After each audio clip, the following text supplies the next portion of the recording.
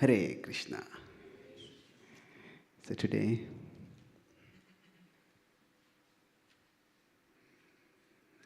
we will be having our last session of the Gopi Geet. Unfortunately, we won't be able to complete the Gopi Geet this time. So Krishna willing, in future sometime, we'll continue this series and complete it.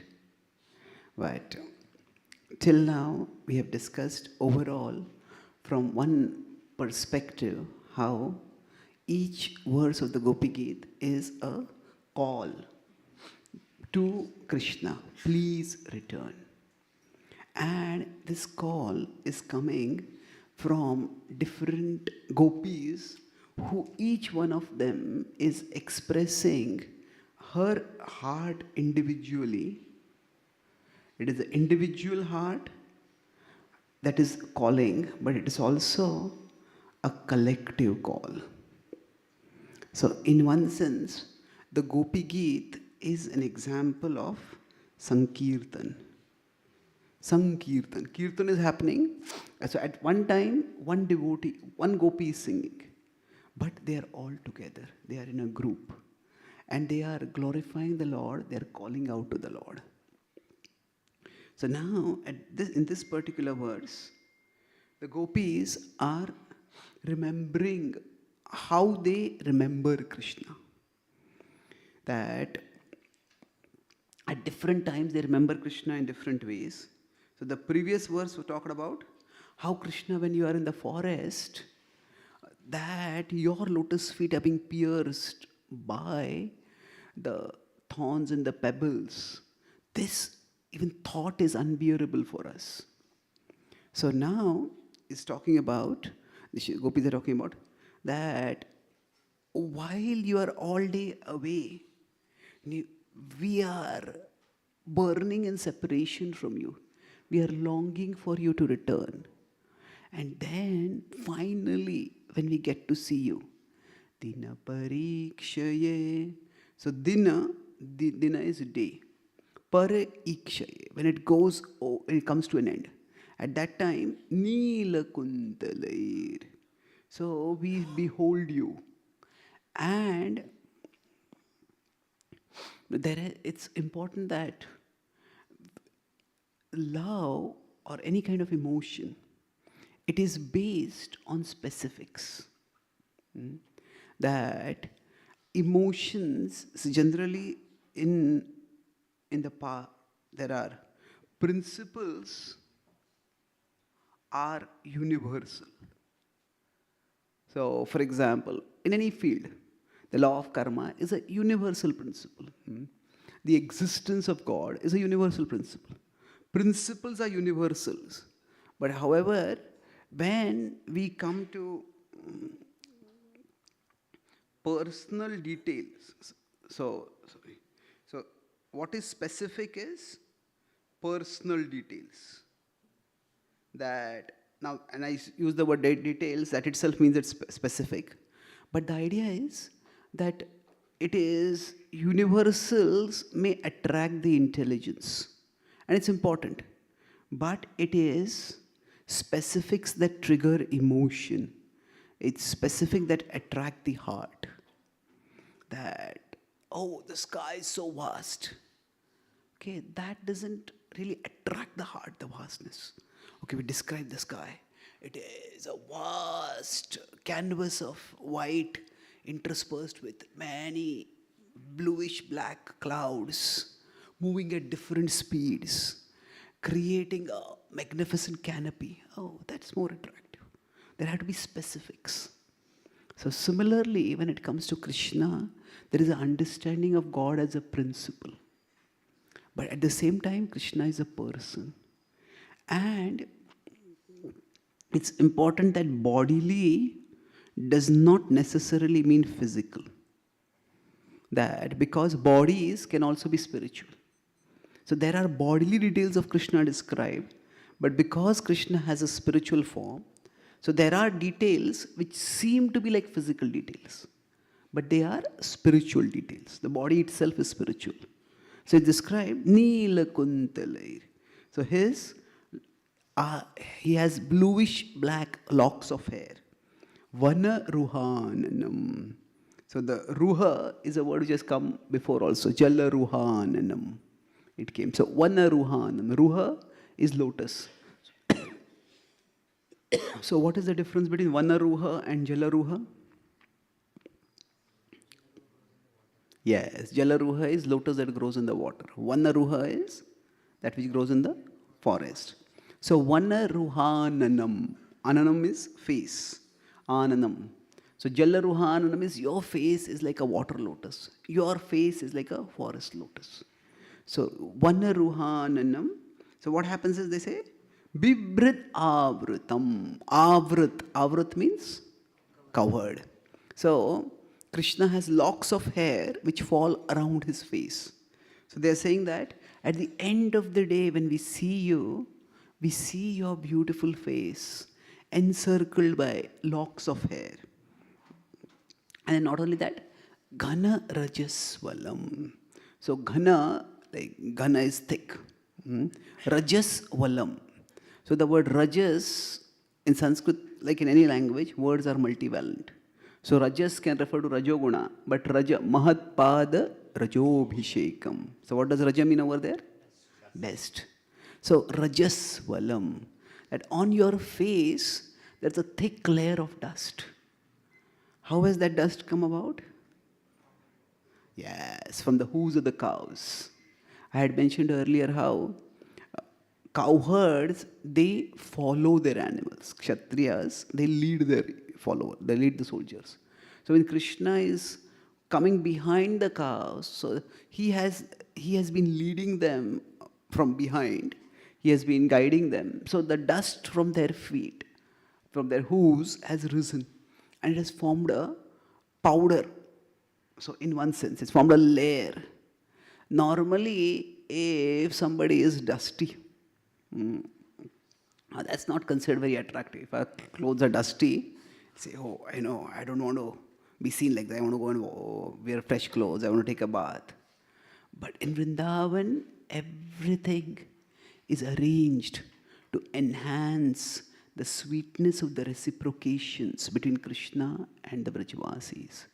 So even the dust of Vrindavan, which apparently accidentally by the movement of the hooves has risen and settled around Krishna's face, that becomes an ornament, that becomes like a cosmetic powder. And that enhances the attractiveness of Krishna. So, Ghanarajasvalam, describing that Krishna, we are seeing you at the end of the day. And Darshayan Muhur, you show yourself to us. So Muhur is again and again. Now, again and again means they're referring to this is the daily occurrence. Every day, all of Vrindavan is waiting. When will Krishna come back? And when they see a dust cloud rising toward the evening, they know that Krishna is going to come. But the dust cloud settles, and then they start seeing the cows coming forward. And they're waiting, and see all the gopas. And behind the gopas, finally, they see Krishna and Balram together. So, Manasina Smaram. So, Manasi, when we see you at that time in our minds, Smaram. Smaram means desire, longing. We long for your company more and more. Veera Yachasi. Oh hero, the word Veera has come earlier many times. Veera Yoshitam. You are the hero of women. So they are saying, Krishna, Veera Yachasi. It's like almost as if your very appearance is designed to trigger desire in our hearts. Yachasi.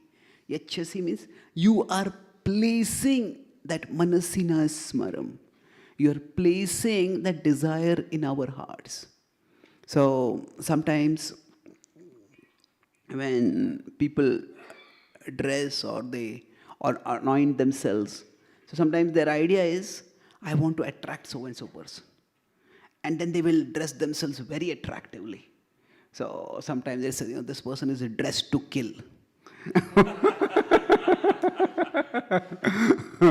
What that means is that they're dressed in such a way that they just want to captivate a person, overwhelm a person. So the idea is that sometimes this is done intentionally. And sometimes some people just have a natural attractiveness to them. They don't have to try to act attractive. They just have, by their past karma, they have a grace, they have a beauty, they have a way of behaving that just captivates attention. So here the gopis are saying, Krishna, your whole appearance is such that it just evokes, triggers, kindles desire in our hearts. So manasi na smaram. And the implication here is, Krishna, this kind of desire being triggered, muhur, it happens every day, day after day after day. And any unfulfilled desire is troubling. But if a desire is not fulfilled again and again and again, then the desire goes, initially it might be troubling when it's unfulfilled. But if it is unfulfilled for a long time, now there are two ways. One just avoids the stimulus, then one may forget the desire. But if the stimulus that is triggering the desire is constantly present, and the desire is being triggered, and there is no fulfillment for that desire, then it becomes tormenting. It is not just troubling, it's tormenting. It feels as if from inside, something is piercing me again and again and again. And there is no relief over there. So the gopis are saying that because we see you every day, and it seems as if you are intentionally triggering desire in our hearts. And that desire is not fulfilled, and we are tormented by it. And we thought, now at last, our desire to be with you will be fulfilled. You called us. And now you have abandoned us, O Krishna. Please don't do that. Please don't be so cruel like this. That after triggering desire, then not letting the desire be fulfilled. Suppose we like a particular food, say we like gulab jamun. And somebody say gulab jamun cooked. And then the person who has cooked the gulab jamun, they bring it right in front of us. And then we are looking at it, our desire is triggered. And then they just take it ahead. It's only for guests, not for you. So, it's cruel to trigger desire and then to not fulfill the desire. Isn't it? So, the gopis are saying, Krishna, please return. You have triggered the desire within us. You have created the hope of fulfilling the desire. So, don't be cruel, Krishna. Please return. So, it's one thing to be troubled by desire. It's another thing to be tormented by desire. But then, after that, when it appears as if the desire is going to be fulfilled, and then, raising hope, and then frustrating. That is the most unbearable. They're saying, this is just cruel, Krishna. You are a hero, Veera. So, heroes are meant to protect from cruelty, not be cruel themselves. Kshatrayate iti kshatriya. So, Krishna, please don't do this. Please return. Now, while the gopis are speaking this, it's important to understand the role of desires. Desires are natural in our lives. To be conscious is to be desirous. When we are conscious, naturally, we will observe things, and when we observe things, some things will be attractive for us. And when they are attractive, desire will come for them. So the impersonalist solution to the problem of desire, because they acknowledge that consciousness will mean desire, isn't it? Whenever we are conscious, we observe certain things.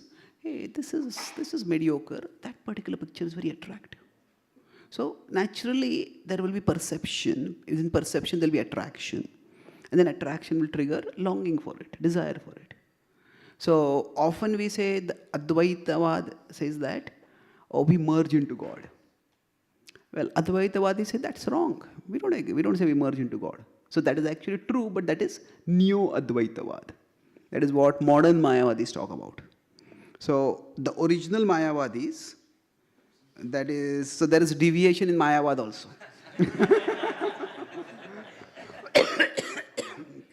So there is original Mayavad that is quoted by Shankaracharya. And then there is modern Mayavad, which came up in the time of the Indian independence struggle and other things.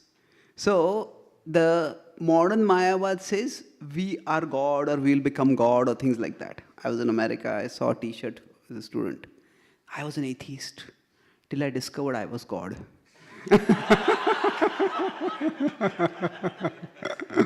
So that is modern Mayavad. But original Mayavad is not atheistic. Sorry, it is not theistic, not atheistic. We call themselves as transtheistic. Transtheistic means that our philosophy is beyond God. Now, what is the idea of beyond God? That means their idea is Brahman is the ultimate reality. Now, when Brahman comes in touch with Sattva, it leads to Ishwar. When Brahman comes in touch with Rajas, it leads to Jiva. And Brahman comes in touch with Tamas, that leads to Prakriti, matter. So their idea is that right now the Jiva is bound to Prakriti. And this bondage is the cause of suffering. So they say temporarily let the Jiva become bound to Ishwar. And by that bondage, the Jiva will become liberated from Prakriti. But eventually, what happens is, one has to understand that all three, Prakriti, Jiva and Ishwar, all three are Maya. The only thing that exists is Brahman. So that's why their idea is we are transtheistic. That we exist beyond theism. Theism is the idea of God, but our idea is we are beyond God. So now that's a complex philosophy. It's a complex and incoherent philosophy.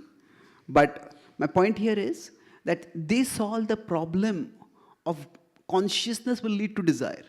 That is just natural. So what their solution is that, say if this is the subject of consciousness. Subject means, say like I am observing you right now. Say if I am observing you, so then I am the subject and you are the object. And in between us is a stream of consciousness. So what their argument is that whenever there is duality means that there is subject and there is object. So duality will lead to desire. So we use the word duality to refer to happiness and distress. They use the word duality, they also accept happiness and distress, but they say that's only a preliminary level of duality. Their idea is duality means I and you. Any subject and object idea, that is Maya. So they say the subject is Maya, the object is Maya. So all that exists is just the stream of consciousness. And when consciousness has nothing to perceive, then there will be no desire. So their solution to the problem of desire, they say desire is the cause of suffering, desire is the cause of bondage, we need to get rid of desire. How do we get rid of it? By getting rid of the duality of subject and object. They say, ऐसा ध्यान करो कि कौन ध्यान कर रहा है, किसका ध्यान कर रहा है, इसका भी ध्यान न रहे.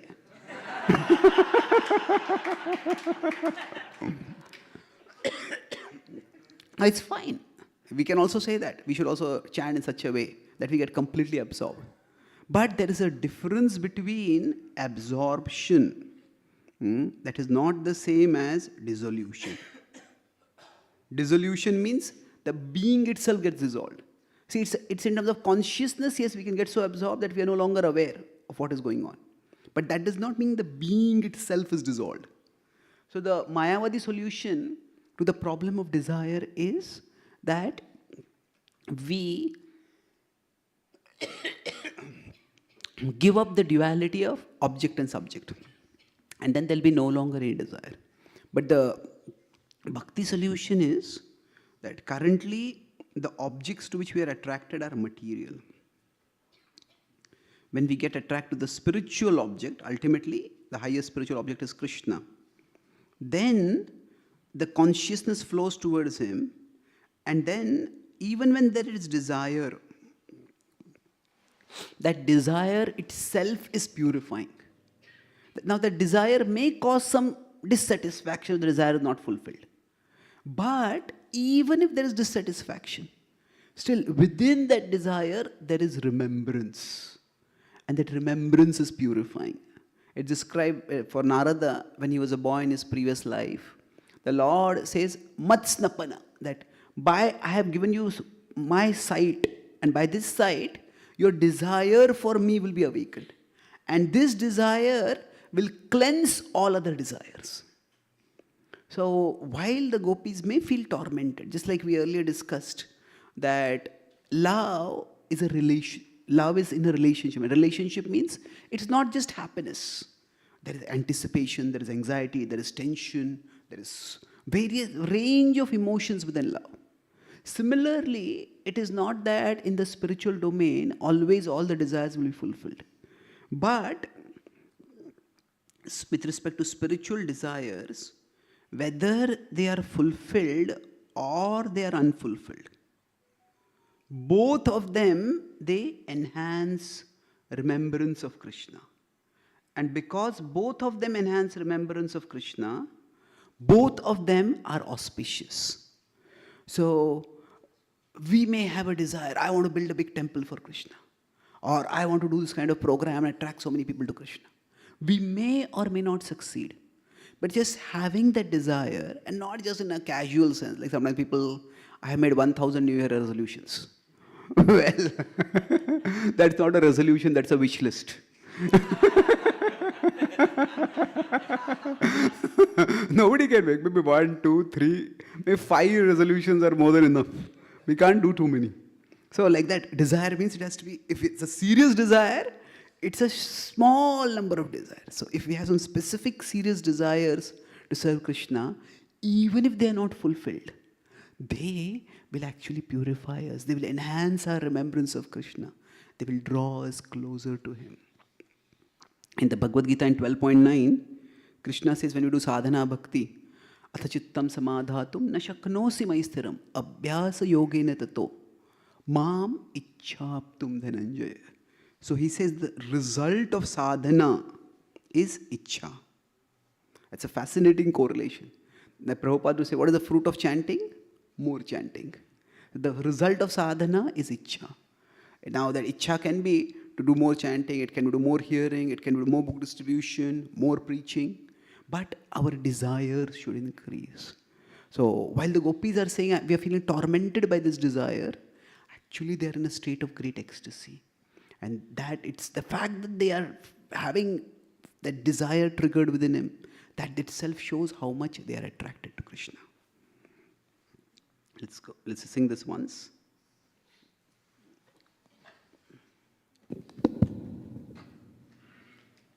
Dina parikshaye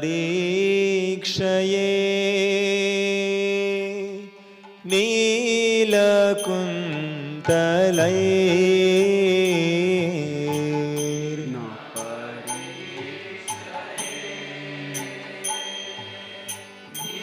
nila kuntalay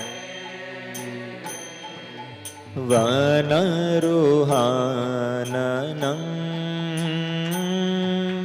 bebhradavritam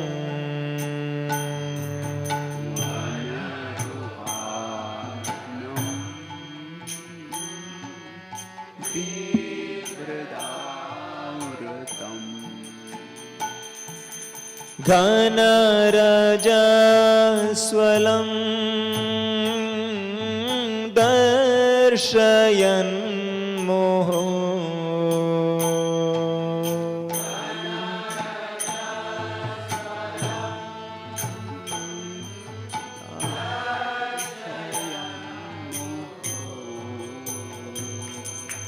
मनसि नः स्मरं वीरयच्छसि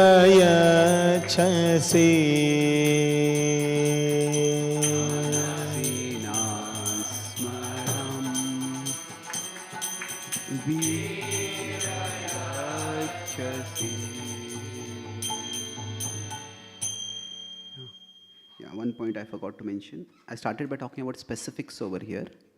That I said specifics is what attracts emotion. Specifics is what triggers the heart. So for all of us in our bhakti, to have inspiration, to have energy, within our bhakti, each one of us needs to cultivate some specific desires. So now we can have a long-term desire. The long-term desire is ultimately to go back to Godhead, to develop love for Krishna. Now, while we understand that that is the ultimate purpose of life, but it can seem very abstract. And it is not really very actionable in terms of being measurable. How closer am I to Godhead now? How much love of Krishna have I developed? It's not so easy to understand that. And now we may have short-term desires. Say every day when I wake up, I want to complete my sadhana by this much time, or I want to read this much for this many, I have to do this much reading, I have to fill my sadhana card. So those are short-term desires. Okay, but we all need some medium-term desires. So medium-term desires could be that, okay, in 5 years, I want to become a good speaker on the Bhagavad Gita. So I should be able to give classes. In 5 years, in 3 years, I want to become a good kirtanier. Now, of course, we can consult our seniors, and our desire don't have to be independent of them. But still, a devotee wants to think that I want to become as competent and as versatile an instrument as possible in the service of Guru and Krishna. So we want to be a competent. Competent means what we do, we are good at doing it. And versatile. Versatile means we can do multiple things. So competent and versatile instrument. So for that purpose, we can look at what abilities we have, what interests we have, what opportunities we have, what are the needs, and we need to have some desires. Even if those desires are not fulfilled, that's fine. But having that desire will fill our consciousness, and that will prevent material desires from filling our consciousness. If we don't have a vision of how we will grow spiritually, then the vision of how we can grow materially will fill our mind. And we are naturally creatures who want to grow. So it could be in various, even if we are doing cooking service. Okay, I know about 15 items now. Maybe I want to learn 15 more items in the next 1 year or next 2 years. I want to become good at this items. I make garlands. Okay, I want to find out maybe some other ways I can make garlands. So whatever service we do, if I'm counseling, okay, I want to learn more about how I can counsel more effectively. So whatever it is, we need specific desires. So what happens is short-term desires, they are generally not very inspiring. Okay, it's more like a struggle. Oh, I have to every day wake up this morning. If we don't wake up, we feel bad. If we wake up, it's nothing great. That's what you're... So even if that particular short-term goal is achieved, it's not that it's very inspiring. Actually, it should be. If we can continue to practice sadhana standards consistently for 6 months, 1 year, that is something which is praiseworthy. But because that's just normal and expected, that doesn't really inspire us so much. And the long-term desires, they seem so abstract that again, to have that strong desire is difficult. Mostly when somebody says, I want to go back to Godhead, it is not so much because they're so attracted with the spiritual world, it's because they're so frustrated with the material world. And okay, we can say, yeda kena prakarena. Somehow or other we want to develop a desire for Krishna. But that is not a positive attraction. That's not a sustainable attraction. So for us, when we see other devotees doing some service and doing it well, it could trigger envy within us. But instead of envy, oh, if this devotee can do this kind of service, maybe I can also learn. maybe I can also do this service. So we need desires in our consciousness. So spiritual desires, the specifics will what? Trigger those desires. And then they will fill our consciousness. So let's move to the next verse. We'll just take one more verse. Now the gopis are praying that when they see Krishna coming back, and one side they see his face, and they're describing his face. They also, as all the cows come forward, then they see Krishna's lotus feet. So they're remembering his lotus feet once again. Here, it's a slightly different context. Earlier, Pranata Dehi Naam was there. Now it is Pranata Kamadam. So they're saying, Krishna, that you are triggering Manasina Smaram. You are triggering desire in our hearts. So now, what is it? That you please fulfill this desire. And you, Krishna, can fulfill this desire. Your lotus feet are capable of fulfilling desire. Pranata Kamadam. So if we bow down to you, you can fulfill the desires. Padmajarchitam. And we are not the first person to worship your lotus feet. Even beings as great as Brahma, they have also worshipped your lotus feet. Dharani Mandanam. And this lotus feet, the footprints that they make, are ornaments on the earth. All of Vrindavan is very careful not to step on the lotus feet of Krishna, on the footprints of Krishna. Even if hundreds and thousands and millions of cows are there, somehow they all walk in such a way that Krishna's footprints still remain there. They're like monuments. Dharani Mandanam. And Deyam Apadi. So Abhaya Charana Aravindare. Aravind, it's when the Charana, the lotus feet, when we remember, Abhaya. So they're saying, Gopi is saying something similarly. Deyam Apadi. That whenever there is fear, there's Apadi, there is Apatti. Deyam. These are the worthy objects of meditation by which we can become free from the feeling of being devastated. Deyam Apadi.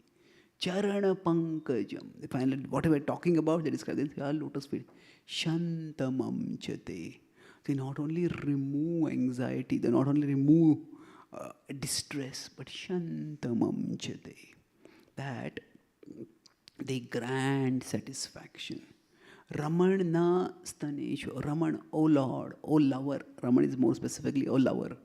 Staneshwa Arpayadhyan. On our bosom, on our chest, please place those lotus feet.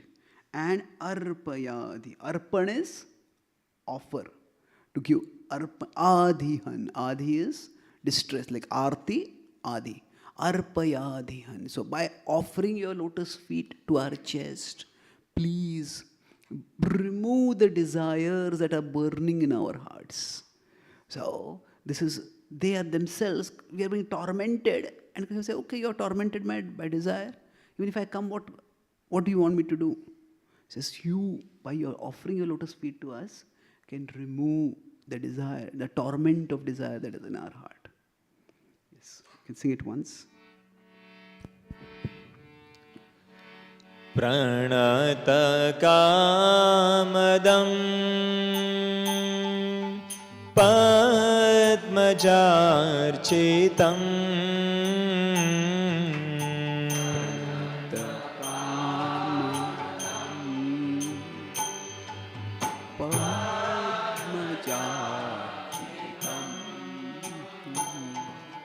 Dharani Mandanam Dhyeyamapadi.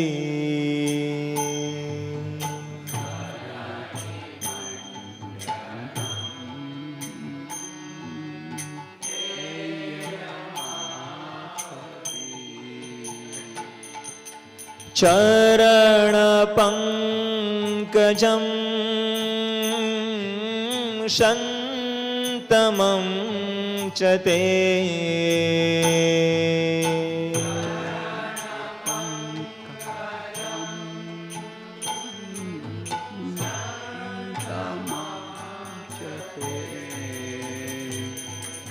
रमणनस्तने श्वर्पयाधिहन्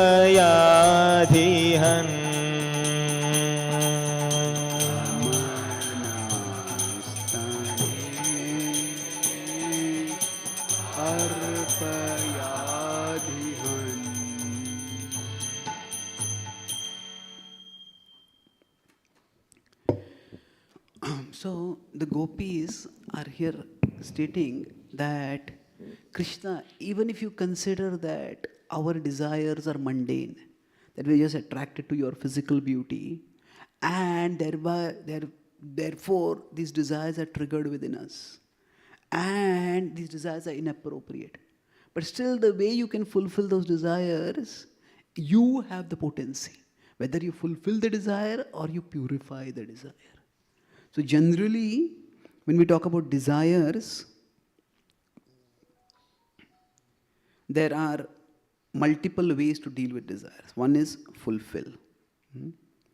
Now, if the desires are fulfilled within a dharmic context, gradually the desire weakens. So that's why dharma, artha, kama, and gradually moksha will come. So if a person's overall life is dharmic, then certain desires, when they're fulfilled, as people grow older, they get more realization, they get more detachment, it naturally happens. So I mentioned this earlier also. It's not that each time you scratch an itch, you become a perpetual itch scratcher, isn't it? It is if already there is a disease. So if they're fulfilled within a dharmic context, then gradually a certain level of decrease in desires happens. You know, a man and woman, when they get married, they're strongly attracted to each other. But then they have children, and they have responsibilities, and they take the responsibility seriously. Then that mutual attraction, gradually it starts going down with time. So fulfilling is one way of dealing with desires. Another is tolerated.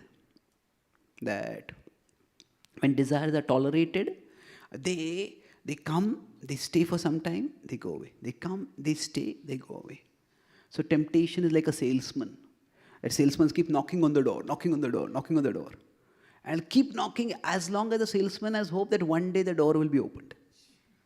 But once the salesman sees that this door is never going to be opened, the salesman will go away. So like that, if desires are tolerated, they go away. So this is what Krishna talks about in, say, 5:23, for example. Shaknoti haivaya sodhum prak sharir vimokshanam. Sodhum, tolerate. He says you may have to tolerate lifelong. Now, apart from that, desires, they can also be purified. Purified means what? Basically, purification. When we say water is purified, water is the same, but the contaminations in the water, they go away. They are removed. So like that, the propensity to desire will always be there. But it is almost like when the desire is purified, you can say that the motive for the desire changes.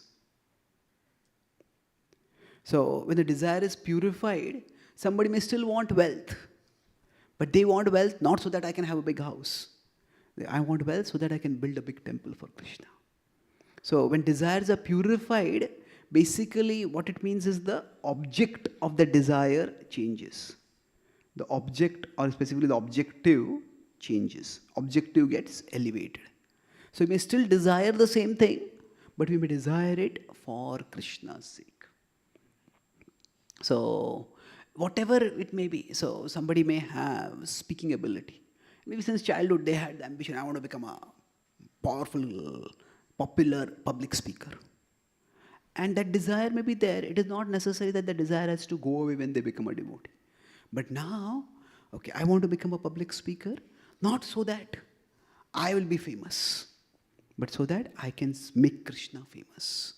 I can spread Krishna's glories more and more. So the motive for the desire changes. So sometimes we have a very simplistic idea of purification. Purification means the desire itself goes away. And yes, that can happen in some cases, but that is generally for superficial desires. The superficial desires is, okay, I had a desire to travel to this place, I had a desire to see that thing, I had a desire to buy that thing. There are so many desires that are injected into our consciousness by the propaganda of the world. And those desires may disappear. So that is possible. So purified can mean, at one level, just eliminated. That is possible. But a more realistic thing is they are elevated. Elevated means those same desires are directed for a higher purpose. So this is how a devotee actually deals with desires. Now, of course, we can say Bhakti has an entirely new category of desires. Say, before coming to Bhakti, we may have no desire to chant the holy names. One of my friends, he saw a book, it was about how to increase your taste for the holy name. He said, it's like, first, what is the holy name? What is the taste for the holy name? What is the need to increase the taste? It is when he spoke, I realized, Yanisha Sarva Bhutanam. Isn't it? They can't even comprehend it. It is, what is the whole point of all this? So we could say that direct desires for Krishna is a new category of desire that is introduced for us. That people may not be able to comprehend. But just because we have, with respect to our desires, there is a new category. That is desire directly for Krishna.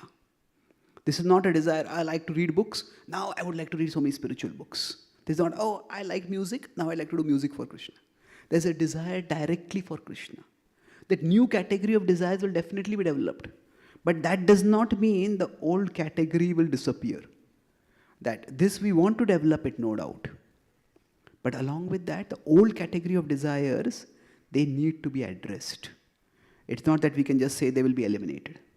So the way we address it is by either fulfilling them, tolerating them, or purifying them. So now here, the gopis are saying that Krishna, if you think that our desire is impure, when we see you, we are attracted, then it is Krishna, you who have the potency, that you can purify us of these desires. You can help us handle these desires. It is you, if you come and you bless us with your lotus feet, then those lotus feet will cleanse us of those desires. Therefore, so the two things they are saying, Deyam apadi. That apadi for us, what is the apadi? That this, we came to you and you have abandoned us. And we just don't know what to do now. So they are saying, please guide us. What should we do at such a time? Please tell us. See, in popular literature and historical literature, there is the saying that there is no rage like the rage of a woman scorned. When a woman scorned means what? If a woman, generally men are, any relationship, men take initiative. So men propose to a woman. But if a woman comes forward and offers herself to a man, and if that man rejects her, there is nothing as humiliating and infuriating for her. Like, I am offering myself, how dare you refuse me? So, from a psychological perspective, see, men desire women, women desire the desire of men. Women desire the desire of men. That gives them a sense of power. So many people are attracted to me. And that's why when Urvashi offered herself to Arjuna, and Arjuna said no, he didn't really reject her. It was a very respectful no. It is a respectful, rational no. But Urvashi couldn't tolerate it. She was so proud of her beauty, and she was actually beautiful, that I'm a celestial damsel. The whole world wants to be with me. Even Indra wants to be with me. And I am offering myself to you, and you are saying no? Who do you think you are? So she cursed him. That you are not a man at all. You will lose your manhood. So by Krishna's arrangement, that curse worked in Arjuna's favor when he was in the Agyatavas. But the point is, when a woman is scorned means a man says, no, you're not, I'm not interested in you. Then that is very infuriating for a woman. So here, the gopi is, while Krishna has, by abandoning them, they have come to offer themselves to Krishna. And Krishna just left them. They could have got angry. But it is the testament, they do express some displeasure, some anger, but it is a testimony to the greatness of their devotion that they are not blaming Krishna. It is not that their ego is hurt and they are thinking that, Krishna, we will show you now. Not like that. It is, although the gopis, you could say they are scorned. Scorned means they are neglected, rejected by Krishna. There is no anger over there. They don't go down this path. There is more of introspection. Okay, why did Krishna do this to me? Why has Krishna left us like this? So they are thinking and they're coming up with various explanations. Say, Krishna, even if you think this desire is impure, you please come and purify it. In this way, it is you who can free us from the torment of this desire. You can sing this once more, and then I'll summarize.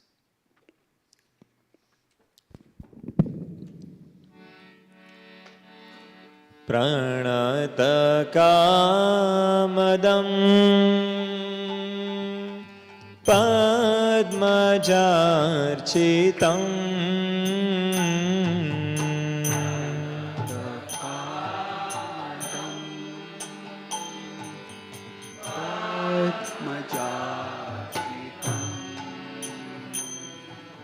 Dharani mandanam Dhyeyamapadi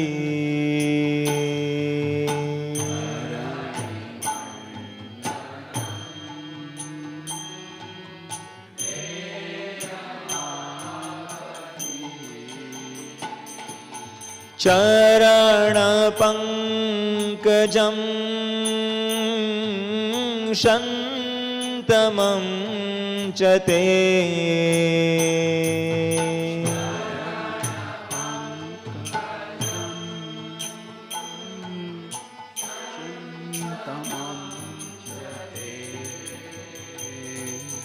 Ramana nastaye Shwarpayadhihan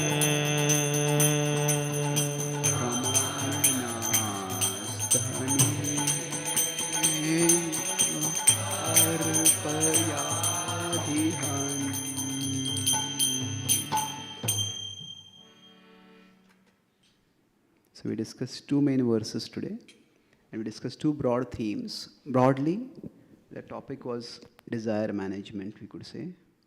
So, with respect to the gopis, they are saying that Krishna, Krishna's specifics, his beautiful face, which is covered by locks of hair and it is powdered by the dust of Vrindavan, that is triggering desire within them. So they're saying it's almost as if you are intentionally placing this desire in our heart. Virayachasi. So please, Krishna, don't leave us tormented like this. Please come back. So we discussed desire, dealing with them. The impersonalist way, the Mayavadi's way is what? To say there is no subject and no object. So their philosophy is, they say, the original Mayavadis, transtheistic. Not even God is there. Although temporarily you can have desire for God to replace other desires. But the Bhakti way, the Vaishnava way is what? We redirect the desire.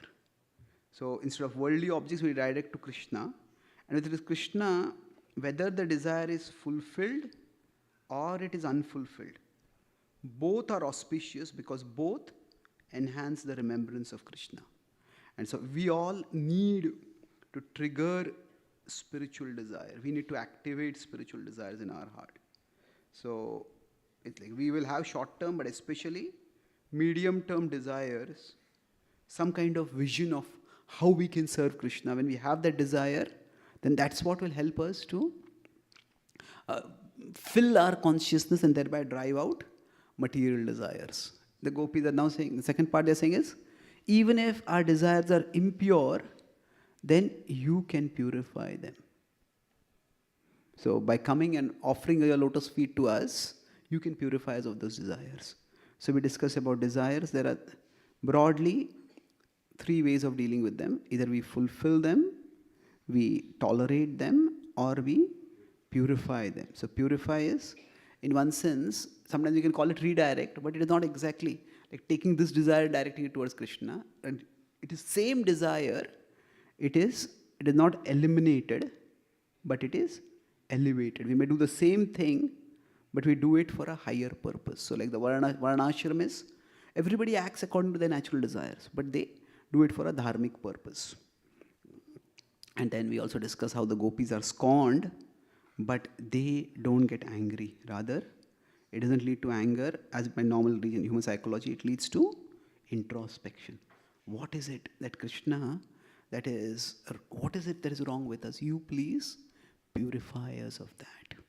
Thank you very much. Hare Krishna. Is there any one question? Quickly, yes, please.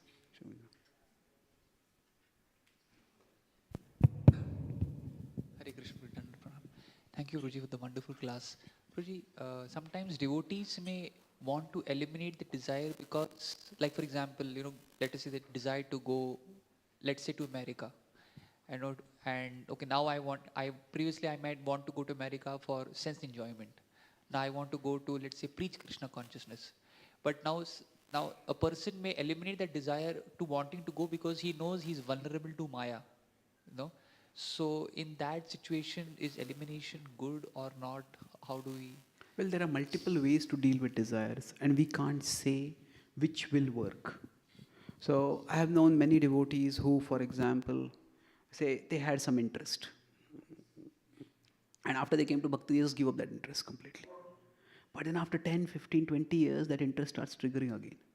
So I'll give an example, which might be a little controversial, but it's addressing a principle. Say, if there's one devotee who was very much into chess. He was like a state level chess player. He could have gone on to become a champion. He just gave up playing chess after that. He came to Bhakti.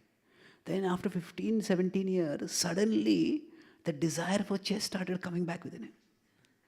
And he said, no, I don't. I said, what is happening? Am I going backward in my Bhakti? This desire that had gone back, how has it come back?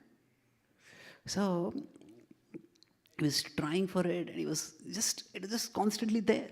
It's not like overwhelming desire. Not that I want to go and become a chess professional and give a Bhakti. No, but just I want to play chess. Sometimes when I use the word material desire, it's a very broad term. Sattvic, Rajasic, Tamas, there are many desires. So he said, I try to study 1 hour Bhagavatam every day. One day, I was just feeling so sleepy and so bored and so uninterested.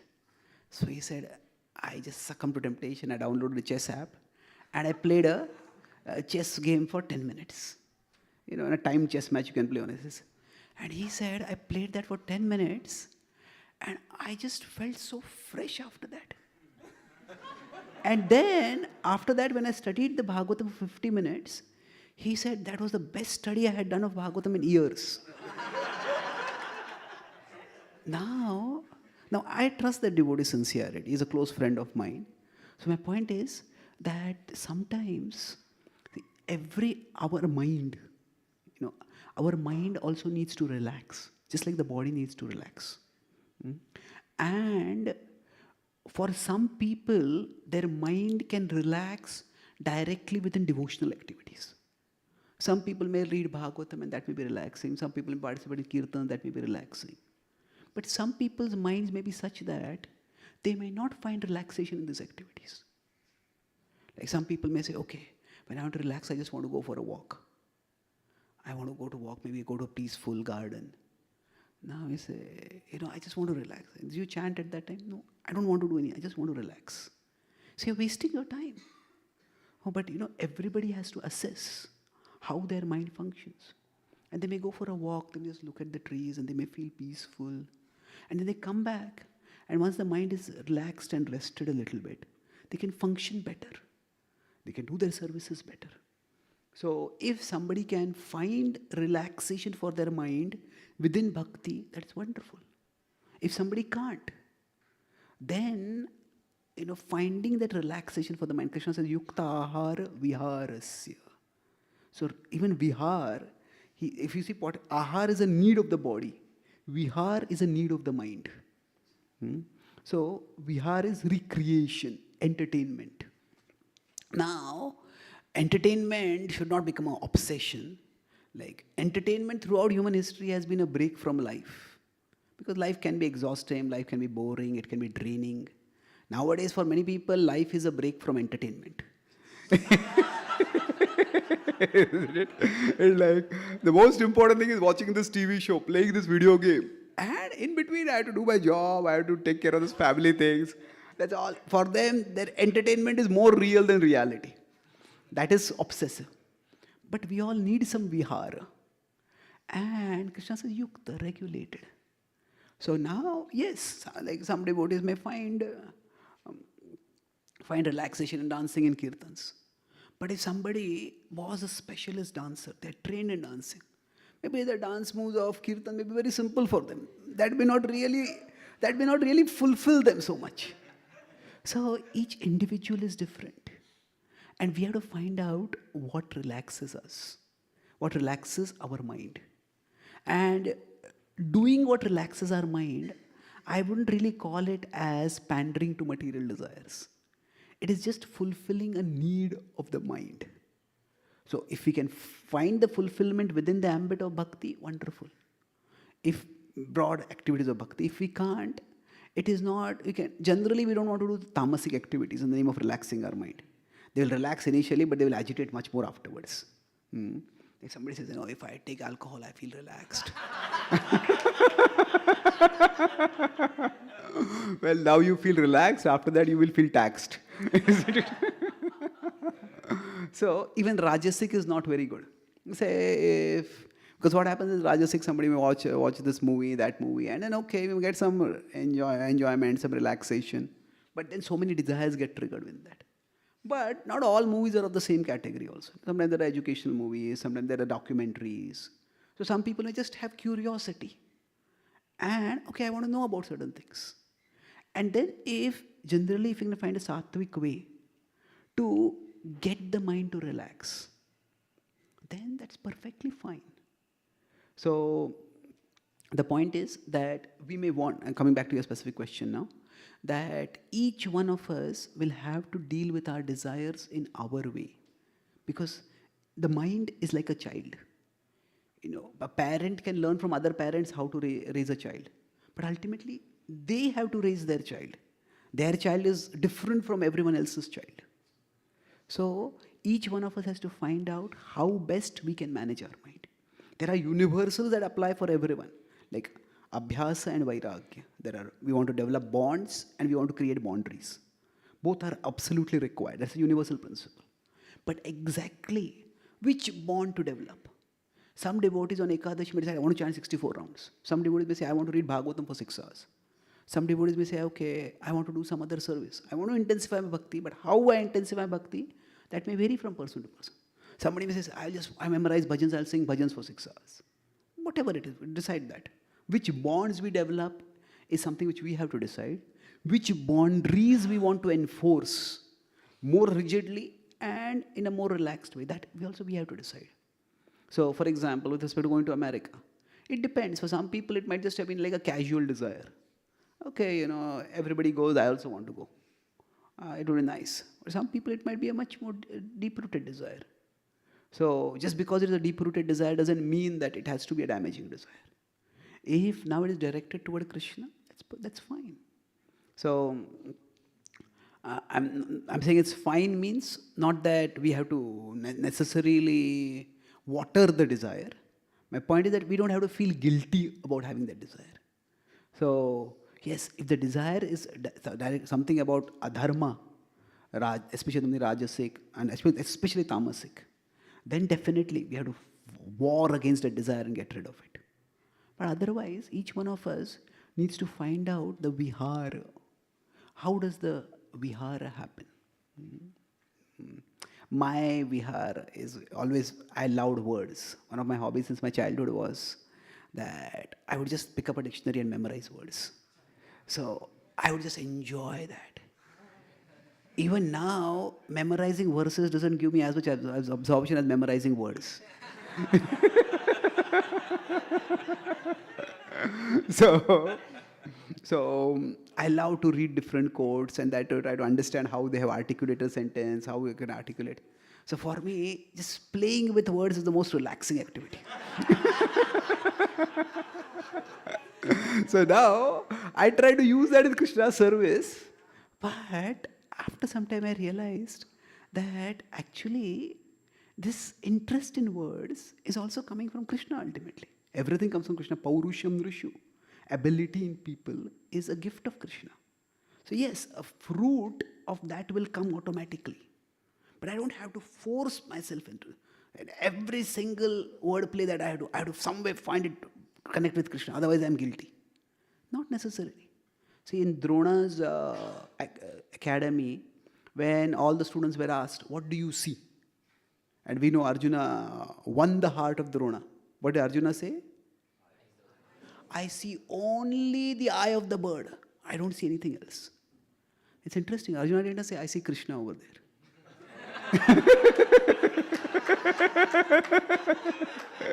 He's a devotee. A devotee should be saying Krishna everywhere, isn't it? Why is he not saying, I see Krishna? See, Arjuna is an archer. And when he is doing the service of archery, he's going to be focused on archery.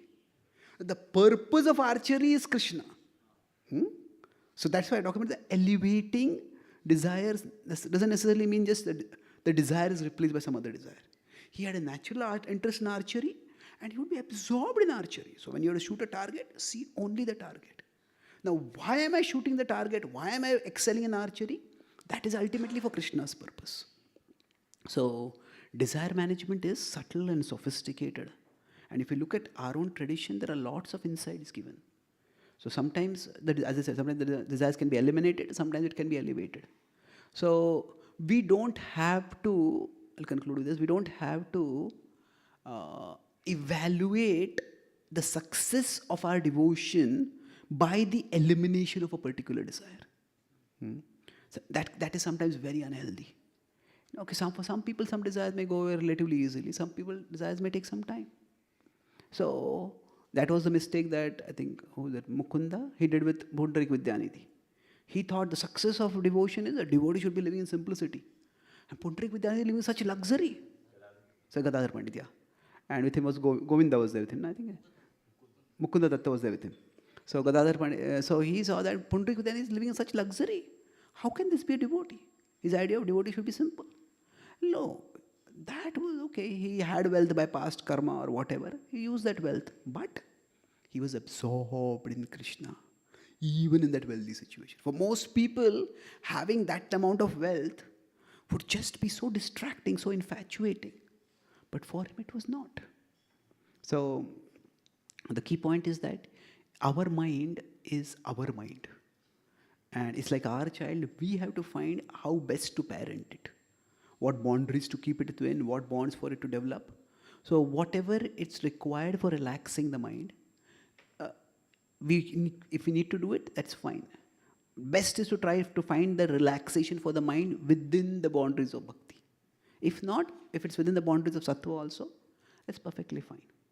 Okay. So thank you. Okay. Can we talk separately? Thank you so much.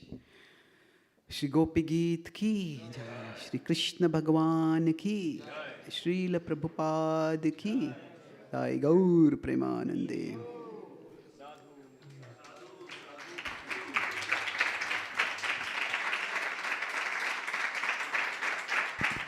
Hare Krishna, we would like to thank